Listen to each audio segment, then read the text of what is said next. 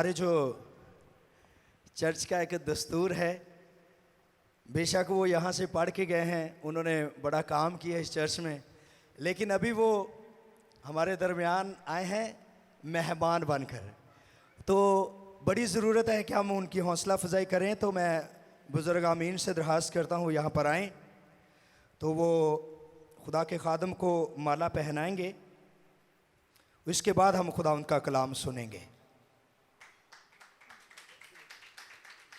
ہالےلویا، زوردار تعریف جائیں زور سے، ہالےلویا ہالےلویا ہالےلویا۔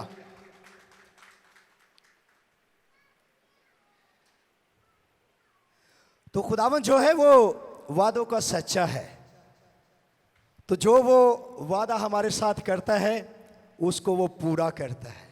ہالےلویا۔ ہم وعدے کر کے مکر جاتے ہیں، یہ سچائی ہے۔ اچھا خداوند اگلے سال میں تیرے نال چلاں گا دل نال، پھر کسی مصیبت چ پی جائے تو پھر خداوند نو بھول جاندے ہیں، لیکن وعدہ کریں خداوند سے، میرا ایمان ہے سارے کام ہو جائیں گے۔ ہالےلویا۔ تو خداوند کا کلام جو ہے وہ ہم سنیں گے۔ زوردار تعریف جائیں خداوند کے کلام کے لیے اور خداوند کے خادم کے لیے۔ ابھی میں خداوند کے خادم کو درخواست دیتا ہوں کہ وہ یہاں پر آئیں اور ہم سب میں خداوند کا کلام شیئر کریں۔ مسیح خداوند کے نہایت ہی قدوس، مبارک، جلالی، پرفضل، معتبر اور کبھی نہ مٹنے والے نام میں آپ سب کی سلامتی ہو۔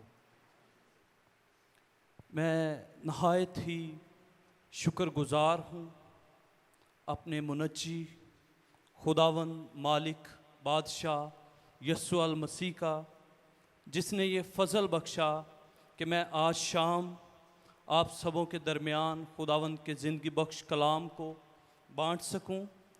تو اس کے ساتھ میں مشکور ہوں استاد جی کا، ریورنڈ عبید رؤف صاحب کا، جنہوں نے یہ مناسب جانا کہ میں آج سٹی ہارویسٹ چرچ میں خداوند کے زندگی بخش کلام کو بانٹ سکوں۔ تو آئیں اپنی ہدایت اور رہنمائی کے لیے، اپنی اصلاح اور تربیت کے لیے چند لمحات کے لیے اپنی توجہ خداوند کے زندگی بخش کلام کی طرف مرکوز کریں۔ تو میرے ساتھ دیکھیں عہد جدید میں سے مقدس متی رسول کی معرفت لکھی گئی انجیل، اس کا 15 باب 21ویں آیت سے 28ویں آیت کے آخر تک۔ عہد جدید میں سے متی رسول کی معرفت لکھی گئی انجیل، اس کا 15 باب 21 آیت سے کلام خدا میں یوں مرقوم ہے: پھر یسوع وہاں سے نکل کر سور اور سیدا کے علاقہ کو روانہ ہوا، اور دیکھو ایک کنانی عورت ان سرحدوں سے نکلی اور پکار کر کہنے لگی، اے خداوند ابن داؤد مجھ پر رحم کر، ایک بدرو میری بیٹی کو بہت ستاتی ہے۔ مگر اس نے اسے کچھ جواب نہ دیا، اور اس کے شاگردوں نے پاس آ کر اس سے یہ عرض کی کہ اسے رخصت کر دے، کیونکہ وہ ہمارے پیچھے چلاتی ہے۔ اس نے جواب میں کہا، میں اسرائیل کے گھرانے کی کھوئی ہوئی بھیڑوں کے سوا اور کسی کے پاس نہیں بھیجا گیا۔ مگر اس نے آ کر اسے سجدہ کیا اور کہا، اے خداوند میری مدد کر۔ اس نے جواب میں کہا، لڑکوں کی روٹی لے کر کتوں کو ڈال دینا اچھا نہیں۔ اس نے کہا، ہاں خداوند، کیونکہ کتے بھی ان ٹکڑوں میں سے کھاتے ہیں جو ان کے مالکوں کی میز سے گرتے ہیں۔ اس پر یسوع نے جواب میں اس سے کہا، اے عورت تیرا ایمان بہت بڑا ہے، جیسا تو چاہتی ہے تیرے لیے ویسا ہی ہو۔ اور اس کی بیٹی نے اسی گھڑی شفا پائی۔ پاک کلام کا پڑھا، سنا، سمجھا اور قبول کیا جانا ہم سب کے لیے باعث برکت ہو۔ سب کہیں آمین۔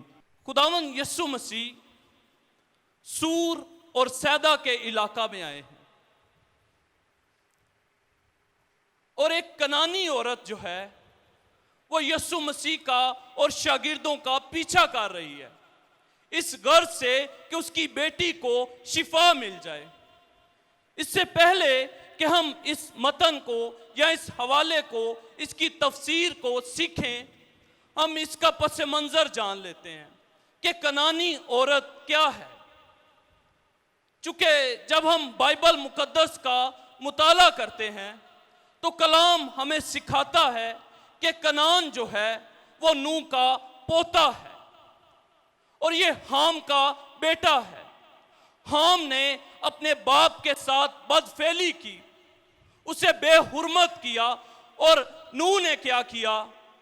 اپنے پوتے پر، کنعان پر لعنت کی اور اس سے کہا کہ کنعان ملعون ہو اور یہ اپنے بھائیوں کے غلاموں کا غلام ہو۔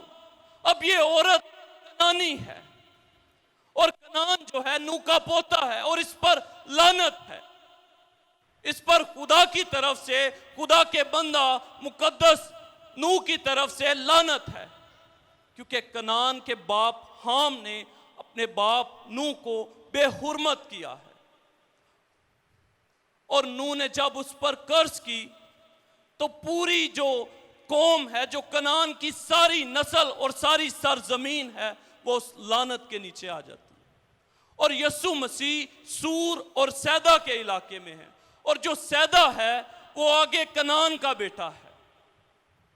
اب یسوع مسیح بحیرہ روم کی ساحلی پٹی پر انجیل کی بشارت کر رہے اور خوشخبری کا پیغام سنا رہے ہیں کہ توبہ کرو کیونکہ آسمان کی بادشاہی نزدیک آ گئی ہے۔ اور یہ کنعانی لوگ جو ہیں، یہ خداوند کی نگاہ میں، یہوہ کی نگاہ میں نہایت ہی مکروہ ہیں۔ یہ تموز کی پرستش کرتے ہیں، یہ استرات کی پرستش کرتے ہیں۔ اور اس کا ہمیں ایک اور پس منظر سلاطین کی کتاب میں ملتا ہے۔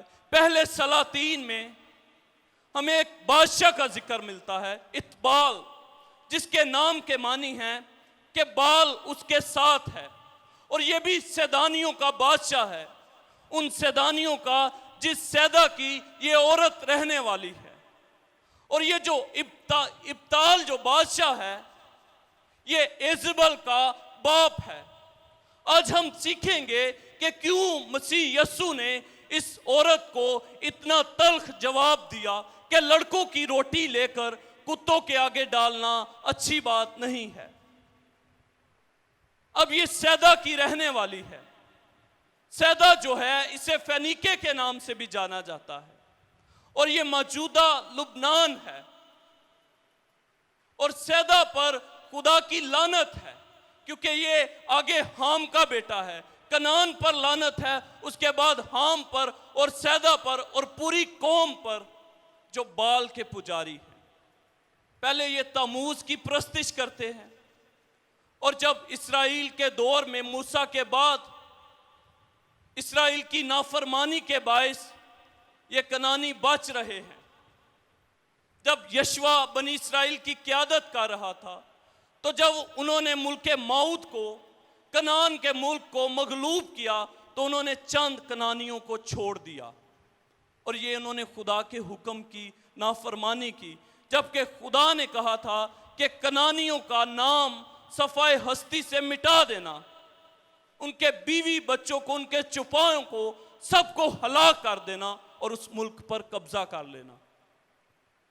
اب یہ جو سیدانیوں کا بادشاہ اتبال ہے، جس کے نام کے معنی میں نے بتائے کہ بال اس کے ساتھ ہے، اور جب یہ بال کی پرستش کرتے ہیں، بال کی پرستش میں نہایت ہی مکروہ کام کرتے ہیں، اس کی پرستش میں زناکاری عروج پر ہے، انسانوں کی قربانیاں گزرانی جاتی ہیں بال کی پرستش کرنے میں۔ اور یہ سب کنعانی ہیں، یہ سب سیدانی ہیں، اور یہ سیدانیوں کا بادشاہ جو ابتال ہے، یہ ایزبل کا باپ ہے۔ اب ایزبل جو ہے شاہ اسرائیل اخیب کی بیوی ہے۔ اب اخیب نے کیا کیا؟ نبوت جو یزرائیلی ہے، اس کا ایک پاکستان تھا، اب اخیب اس سے کہتا ہے کہ تو اپنا پاکستان میرے آگے بیچ دے، وہ میرے محل کے ساتھ لگتا ہے، میں اسے ترکاریوں کا باغ بناؤں گا کیونکہ وہ میرے محل کے ساتھ ہے، تو اس کے بدلے مجھ سے یا تو جائیداد لے لے یا مجھ سے نقد رقم وصول کر لے۔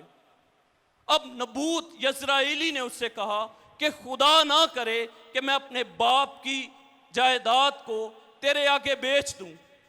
اب اخیب اس بات سے پریشان ہے کہ نبوت نے مجھے واضح جواب دے دیا ہے، اور وہ گھر آ کر پریشان ہو کر بیٹھ جاتا ہے اور وہ کھانا نہیں کھاتا۔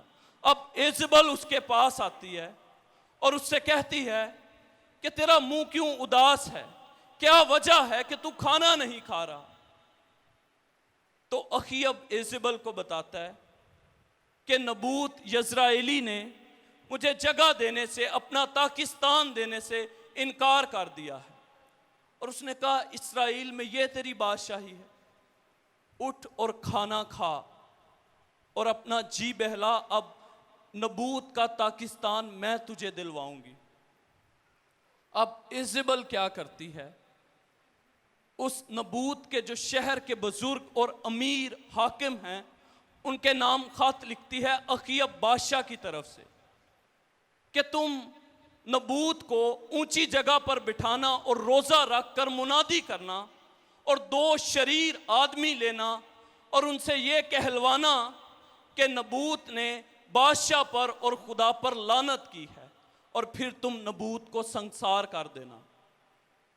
اور ان 2 شریر آدمیوں نے نبوت پر جب یہ الزام لگایا تو اسے سنسار کر دیا۔ یہ سب کنانی لوگ تھے، یہ سب سیدانی ہیں جہاں پر جس سرحد میں اب یسوع مسیح خدمت کر رہے، اور جب انہوں نے نبوت یزرائیلی کو قتل کر دیا، اسے سنسار کر دیا کیونکہ اس نے اپنا معاملہ یہوہ پر چھوڑا تھا۔ اب خدا کلام کرتا ہے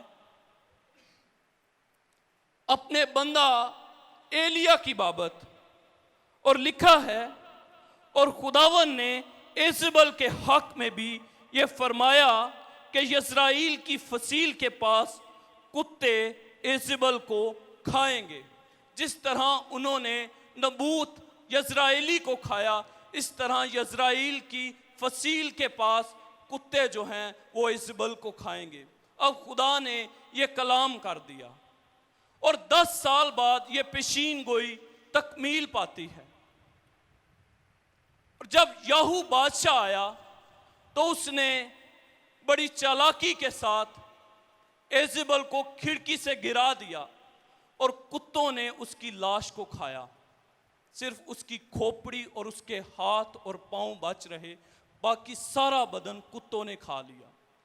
اس لیے اسرائیلی جو ہیں وہ کنانیوں سے نفرت کرتے ہیں، کیونکہ ان کے کام خداوند کی نگاہ میں، اسرائیل کی نگاہ میں نفرت انگیز ہیں۔ وہ خدا کو غصہ دلاتے اور بال کی پرستش کرتے، اور بال کی پرستش میں زناکاری کرتے، اپنے بچوں کی قربانی چڑھا دیتے۔ اب یسوع مسیح سور اور سیدا کے علاقے میں ہے، اور لکھا ہے پھر یسوع وہاں سے نکل کر سور اور سیدا کے علاقہ کو روانہ ہوا، اور دیکھو ایک کنانی عورت ان سرحدوں سے نکلی اور پکار کر کہنے لگی، اے خداوند ابن داؤد مجھ پر رحم کر۔ اب جو یہ الفاظ استعمال کر رہی ہے اے خداوند ابن داؤد، یہ صرف اسرائیلی اور یہودی کہہ سکتے ہیں، کیونکہ یہودی اپنے منجی موعودہ مسیح کا انتظار کر رہے ہیں، اور انہیں یہ پتا ہے کہ وہ داؤد کی نسل سے ہے، وہی اسے ابن داؤد کہہ کر پکار سکتے۔ اب اس عورت نے یہودی زبان استعمال کی، لیکن اس کا پس منظر جو ہے وہ سیدانی ہے، یہ کنانی عورت ہے، اور یہ بت پرست عورت ہے، یہ یہودی نہیں ہے، لیکن یہ یہودی طریقہ استعمال کر رہی ہے کہ میری بیٹی کو شفا مل جائے۔ اب یہ کہتی ہے اے خداوند ابن داؤد مجھ پر رحم کر، ایک بد روح मेरी बेटी को बहुत सताती है। मगर उसने उसे कुछ जवाब ना दिया। जवाब क्यों नहीं मसीह ने दिया? क्योंकि यहूदी जो थे वो कनानियों से नफरत करते थे, और शागिर्दों को भी मसीह ने ये तलकीन की थी कि तुम ना सामरिया में और ना कनानियों के किसी मुल्क में जाकर अंजील की मुनादी करना। जब उन्हें इख्तियार दिया तो ये कहा कि जाकर यूं मुनादी करना कि आसमान की बादशाही नज़दीक आ गई है, बस तौबा करो, और बदरूहों को निकालना और बीमारों को अच्छा करना और मुर्दों को जिंदा करना। सिर्फ इस्राएल के घराने में ये खिदमत करना। अब वो यहूदी जुबान इस्तेमाल करके मसीह को इस्तेमाल करना चाहती है, चूँकि मसीह को वो जानती नहीं थी उस वक्त कि ये आलिम कुल है, ये दिल के ख्याल और इरादों को जानता है, और ये जानता है कि मैं किस नीयत से इसके पास आई हूँ। अब वो कह रही है, इब्ने दाऊद मुझ पर रहम कर। अब मसीह ने उसकी बात का जवाब ही नहीं दिया, और उसके शागिर्दों ने पास आकर उससे ये अर्ज की कि उसे रुखसत कर दे, क्योंकि वो हमारे पीछे चिल्लाती है। अगर उससे शिफा नहीं देनी, उसके लिए दुआ नहीं करनी, तो उसे रुखसत कर दे। मसीह उससे बात करना नहीं चाहते।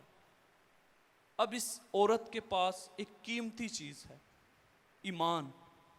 उसने जवाब में कहा, मैं इस्राएल के घराने की खोई हुई भेड़ों के सिवा और किसी के पास नहीं भेजा गया। क्योंकि जो मिशन, जो मंसूबा मसीह का था, वो भी तकमील तक नहीं पहुंचा था। अभी सिर्फ इस्राएल में, यहूदियों में मुनादी की जा रही है, तौबा की मुनादी की जा रही है कि तौबा करो और बपतिस्मा लो, क्योंकि आसमान की बादशाही नजदीक आ गई। लेकिन मसीह इख्तियार कुल हैं। उनके पास इस जमीन पर रहते हुए अपनी 30 साला खिदमत में यह इख्तियार था कि वो गुनाहों को मुआफ कर सके। उनके पास मुकम्मल इख्तियार था कि वो गैर कौमों को भी नजात दे सके। ये नहीं है, ये इस आयत का या इस हवाले का ये हरगिज मतलब नहीं है कि मसीह के पास इख्तियार महदूद था। अभी वक्त नहीं था, क्योंकि कलाम हमें सिखाता है आसमान के नीचे और ज़मीन के ऊपर हर काम का और हर चीज़ का एक वक्त है। अभी वो वक्त नहीं आया था कि गैर कौमों में मुनादी की जाए या शिफा का काम किया जाए, क्योंकि मसीह ने सिर्फ 3.5 साल खिदमत करनी थी। उसके बाद उसके हमवारियों ने, उसके शागिर्दों ने पूरी दुनिया को गैर कौमों में जाकर अंजील की बशारत देनी थी। लेकिन मसीह यहाँ पर कह रहे हैं, उसने जवाब में कहा, मैं इस्राएल के घराने की खोई हुई भेड़ों के सिवा और किसी के पास भेजा नहीं गया। मगर उसने आकर उससे सजदा किया और कहा, ए खुदावन मेरी मदद कर। पहले उसने कहा, ए इब्ने दाऊद मुझ पर रहम कर, जो कि सिर्फ यहूदी कह सकते। अब ये गैर कौम है, अब ये इकरार कर रही है कि तू ही मेरा मालिक है, तू मेरा खुदावंद है, तू मुझे पैदा करने वाला है। उसके आगे आकर इसने सरेंडर किया और इनकार किया कि बाल खुदा नहीं है, तू ही खुदा है, तू ही नजात दहिंदा है, तू ही शाफी है, तेरे सिवा कोई मखलसी देने वाला नहीं है। और एक बात याद रखें कि बीमारी का बराह रास्त गुनाह के साथ ताल्लुक है। बीमारी गुनाह की मजदूरी है। गुनाह की मजदूरी क्या है जी? मौत है। और हर शख्स बीमार होकर मरता है। और शिफा का ताल्लुक ईमान के साथ है।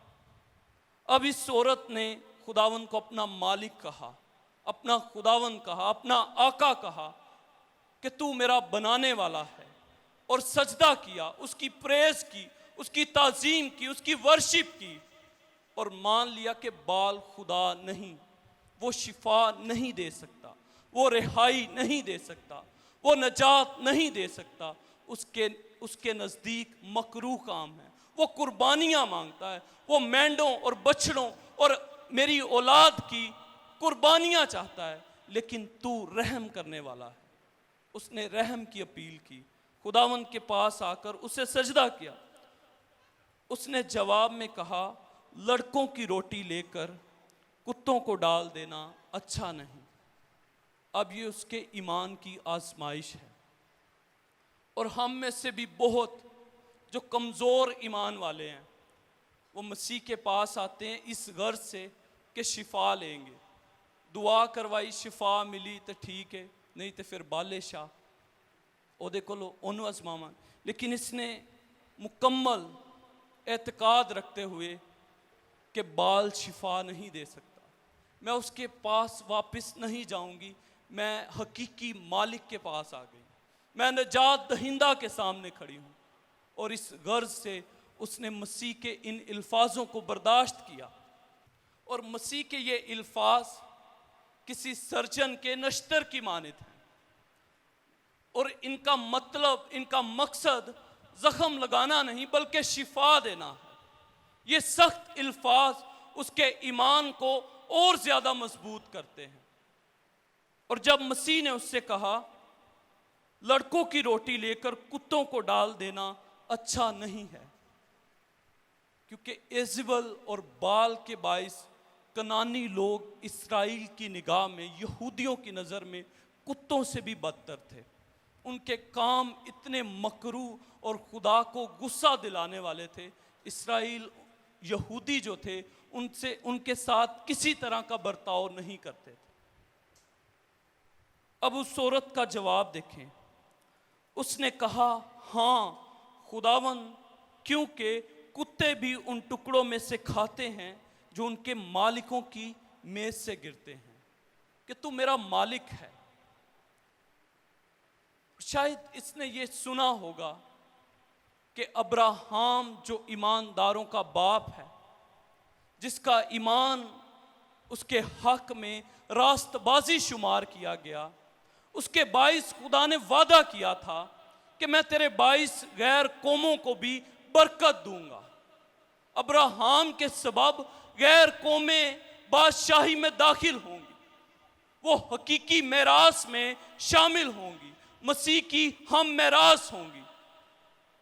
شاید اس کے پاس یہ ایمان تھا، شاید اس نے یہودیوں سے یہ سن رکھا تھا کہ خدا ابراہام کے ایمان کے باعث غیر قوموں کو بھی برکت دیتا ہے جو اس کے پاس ایمان کے ساتھ آتے ہیں۔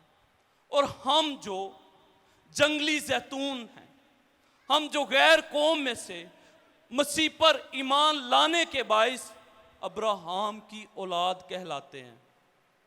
کلام سکھاتا ہے اب سے جو مسیح یسوع میں ہیں وہی ابراہام کی نسل اور وعدے کا وارث ہے۔ اب اس کے پاس یہ ایمان تھا، اس نے یہ جواب دیا کہ کتے بھی اپنے مالکوں کی میز پر سے گرے ہوئے ٹکڑوں میں سے کھاتے ہیں۔ اس پر یسوع نے جواب میں اس سے کہا، اے عورت، تیرا ایمان بہت بڑا ہے۔ اس کے ایمان کی مسیح نے تعریف کی۔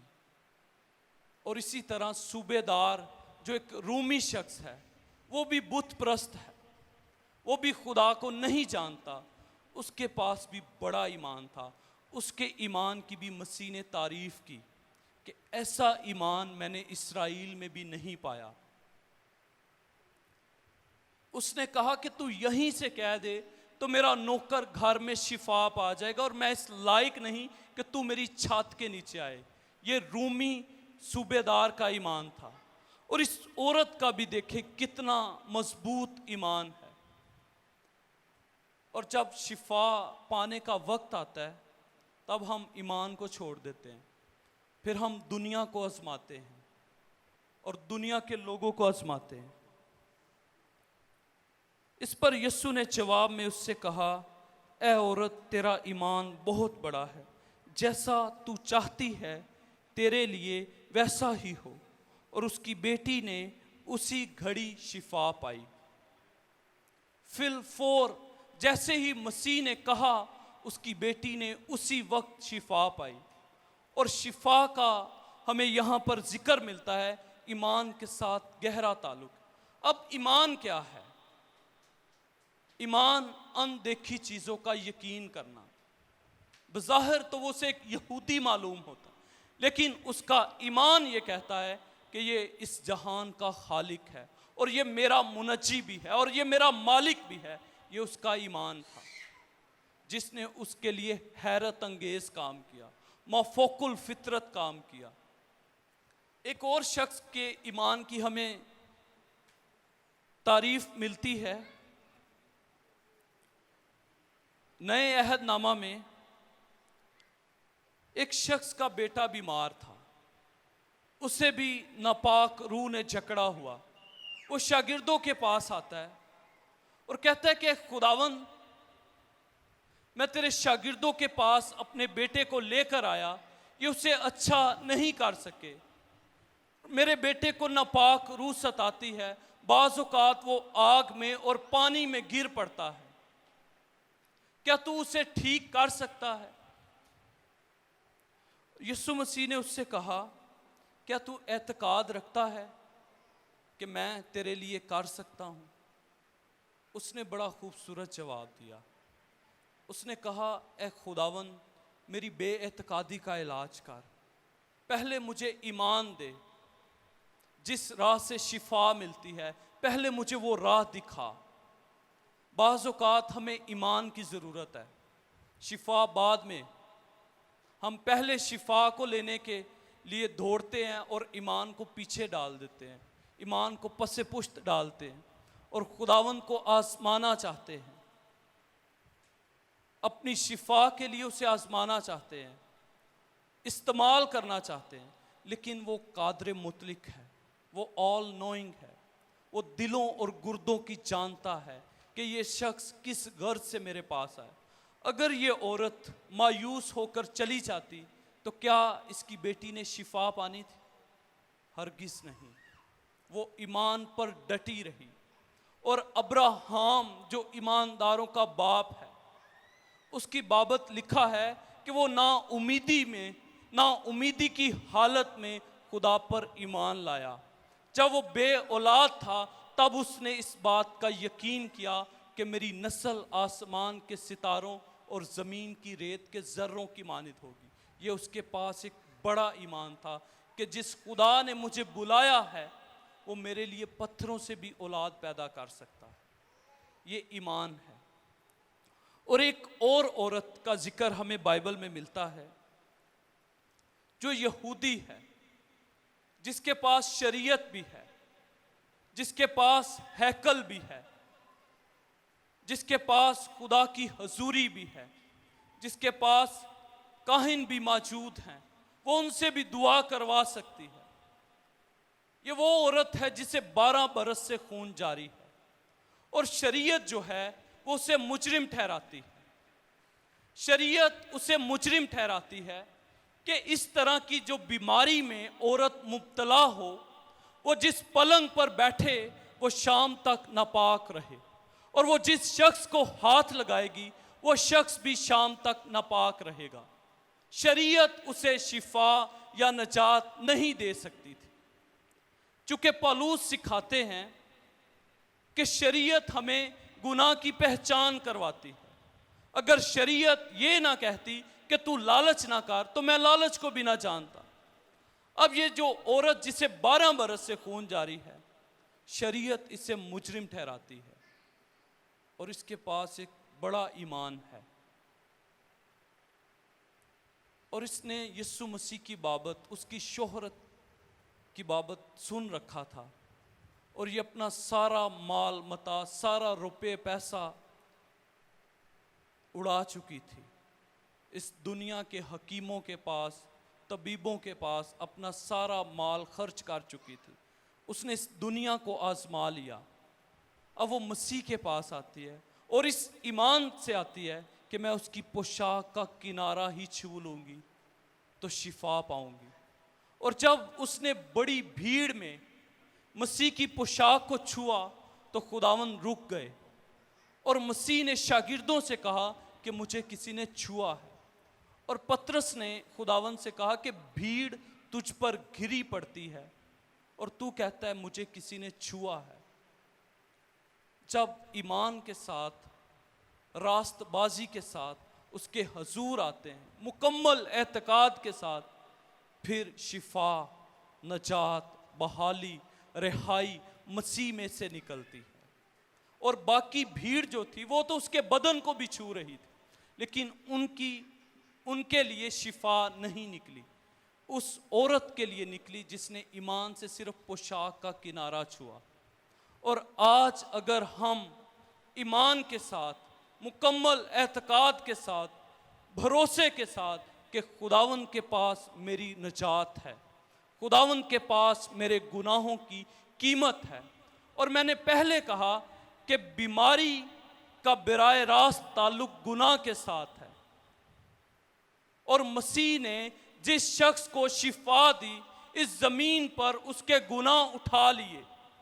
مسیح کے پاس ہمارے گناہوں کی قیمت موجود تھی، اور کوئی شخص نہیں تھا جس کے پاس گناہوں کی قیمت ہو۔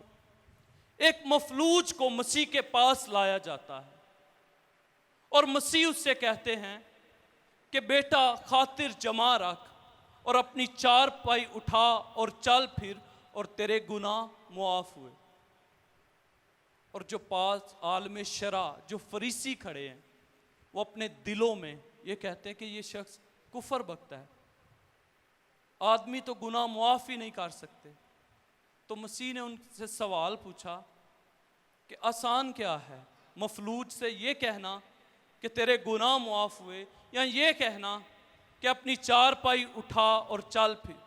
جس نے گناہ معاف کیے ہیں اس نے ہی شفا دی ہے، اور مسیح کے پاس ہمارے گناہوں کی قیمت موجود ہے۔ جب گناہوں سے رہائی مل جائے گی تب بدنی شفا بھی مل جائے گی۔ ہمیں نجات کی ضرورت ہے، ہمیں حقیقی مخلصی کی ضرورت ہے، اور اس کی قیمت صرف مسیح کے پاس ہے۔ مسیح کا خون ہمارے گناہوں پر غالب آتا ہے۔ تو خداوند آج کے اس زندگی بخش کلام کے وسیلہ سے ہم سبوں کو بڑی برکت دے۔ آئیں ہم سب اپنے قدموں پر کھڑے ہوں، سب اس کے حضور ایمان کے ساتھ، کامل بھروسے کے ساتھ، اس اعتقاد سے کہ وہ یہاں موجود ہے، اس کا کلام موجود ہے، اس کی حضوری میں کامل شفا ہے، اس کی پاک حضوری میں نجات بخش قدرت ہے، اس کے خون میں، اس کے نام میں، اس کے بدن میں، اس کی پوشاک کے کنارے میں شفا ہے، نجات ہے، بحالی ہے، مخلصی ہے۔ اسے اپنے لیے مانگنا شروع کریں، وہ یہاں پر موجود ہے، وہ آپ کو رہائی دینا چاہتا ہے، وہ آپ کو بندنوں سے آزاد کرنا چاہتا ہے، وہ آپ کے لیے نجات کا رستہ ہے، چونکہ اس نے خود کہا ہے راہ اور حق اور زندگی میں ہوں، جو کوئی مجھ پر ایمان لاتا ہے گو وہ مر بھی جائے تو بھی زندہ رہے گا، ہمیشہ کی زندگی اس میں ہے۔ اور جو اس پر ایمان رکھتا ہے، جو اس پر بھروسہ کرتا ہے، نجات اس کی ہے، شفا اس کے لیے ہے، بحالی اس کے لیے ہے، رہائی اس کے لیے ہے، زندگی اس کے لیے ہے۔ اسے ایمان کے ساتھ پکاریں، اپنی شخصی کمزوریوں کا اقرار کریں، اس کنانی عورت کی مانند اپنی کمزوری کو مان لیں کہ ہاں مالک خداوند، میں نے تیرا گناہ کیا، میں نے تیری نیکی اور بزرگی کے خلاف گناہ کیا، میں آسمان کی نظر میں گنہگار ہوں، میں آسمانی باپ کا گنہگار ہوں، مجھ پر اپنے کرم کی نگاہ کر، مجھ پر تیرے فضل اور شفقت والے ہاتھ کو رکھ۔ اس سے پکارنا شروع کریں، سب دعا کریں اپنے لیے۔ نہایت ہی قدوس، مبارک، جلالی آسمانی باپ، تیرا شکر، تیری تعریف کرتے ہیں، تو ہی حمد اور تعظیم اور ستائش اور بندگی کے لائق ہے، تیرے جیسا کوئی نہیں ہے خداوند، معبودوں میں تیرا کوئی ثانی نہیں، تو اے خداوند اختیار اور قدرت سے بھرا ہوا، تیری شفقت ابدی، تیرا کلام سچا، और तेरे सब वादे सच्चे और हाँ के साथ है, और तू हमेशा सच्चाई पर कायम रहता है, और तेरे मंसूबे है खुदावन बनी आदम की भलाई के हैं। हम तेरा शुक्र बचा लाते हैं, जिंदगी बख्श बातों के लिए, तसल्ली की बातों के लिए, नजात की बातों के लिए तेरा शुक्र करते हैं। ऐ खुदावन, यहाँ जितने लोग तेरे हजूर ईमान के साथ खड़े, इन पर तेरे करम की निगाह कर, तेरा फजल और शफकत वाला हाथ रख, तेरे हुजूर मिन्नत करते हैं, यसु नाम से आसमानी बाप शिफा को जारी कर, नजात बख्श कुदरत को जारी कर। हमने तेरे कलाम में से सीखा, शिफा तुझ में है, नजात बहाली रिहाई तेरे पास है, तेरे सिवा कोई छुड़ाने वाला नहीं। हम तेरे पास आते हैं खुदा। इस साल इन सब तेरे खून खरीदों के लिए बरकत और सलामती की दुआ करता हूँ। तेरे हजूर इनकी नजात है, बहाली है, तू इन पर अपने करम की निगाह कर। किसी भी तरह की परेशानी में, आजमाइश में, बीमारी में मुब्तला है, तेरा फजल ए खुदावन तेरे लोगों पर कसरत से हो। तेरी पाक हजूरी की कसरत ए खुदावन शिफा बख्शती है, नजात बख्शती है। हम तेरे हजूर यसु नाम से आसमानी बाप खड़े ईमान के साथ, तू ही हमारा शाफी है। ये दुआ तेरी पाक जनाब में हमारे मुनज्जी खुदावन यसु मसीह के नाम से मकबूल व मंजूर हो। आमीन।